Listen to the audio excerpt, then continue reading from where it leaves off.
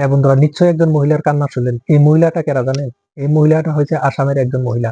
এই মহিলাটার দোষ একটাই, এই মহিলাটার দোষ একটাই। এই দোষটা হলো কি জানেন?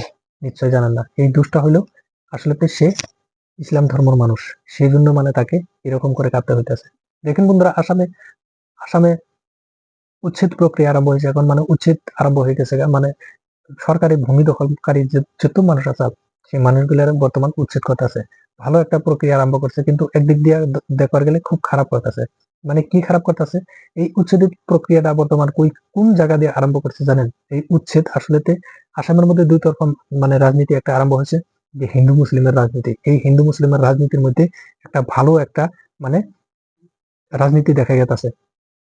হিন্দু মুসলিমের রাজনীতি আরম্ভ হয়েছে আসলে আসামের যে মুখ্যমন্ত্রী, সেই মুখ্যমন্ত্রীটা হচ্ছে সে হিন্দু। আর বিশেষ করে আসামের মধ্যে যত মুসলমান মানুষ আছে, যে মুসলিম এলাকা আছে, সেই এলাকা দিয়ে বুলডোজার চালাইতেছে।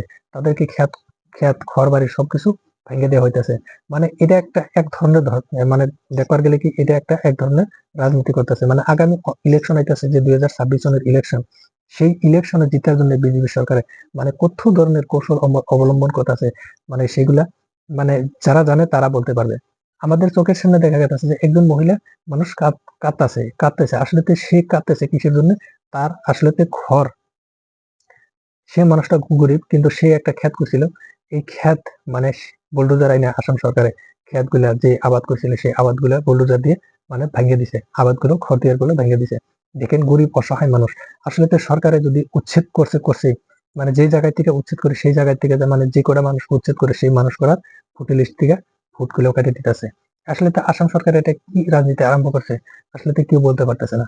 আসাম সরকার আসলে কি বুঝাইতে চাইতেছে যে এই মানুষগুলারে অত্যাচার করে। এক ধরনের বলতে গেলে যে আসাম সরকারের যে কামগুলা করতেছে, এই কামগুলো আসলে ঠিক করতেছে, কিন্তু যেগুলো মানুষকে উচ্ছেদ করতেছে, এই মানুষগুলার আসলে একটা নির্দিষ্ট জায়গা দেওয়ার লাগে, যে এই এই জায়গাগুলো মানুষগুলা থাক। আর যেগুলা সরকারি বেদখলকারী জায়গা, সরকারি জায়গা, সেই জায়গাগুলো আসলে তারা উচ্ছেদ করে নিক, তারা দখল করে নিক। কিন্তু যে মানুষগুলার উচ্ছেদ করতেছে, সেই মানুষগুলারও কিন্তু একটা সুবিধা দেওয়া দরকার, প্রয়োজন।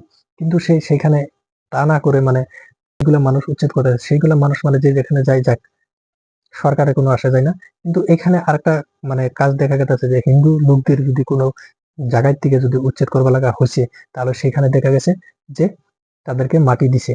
আর বিশেষ করে মুসলিম এলাকায় এই বুলডোজারটা বেশি চালানো হইতেছে, আরো মুসলিম এলাকায় বেশি চালানো হইতেছে। আর যেগুলো হিন্দু এলাকা, হিন্দু জায়গা, এই জায়গাগুলো বুলডোজার বেশি চালাইতেছে না। তো বন্ধুরা, এই ভিডিওটা বেশি বেশি করে শেয়ার করবেন, জানি এই ভিডিওটা সব মানুষে দেখবার পারে। আরো কি কামগুলো হইতেছে আসামে, এই ভিডিওটা বেশি বেশি করে শেয়ার করে সব দেশের মানুষকে দেখার জন্য সুযোগ করে দেন।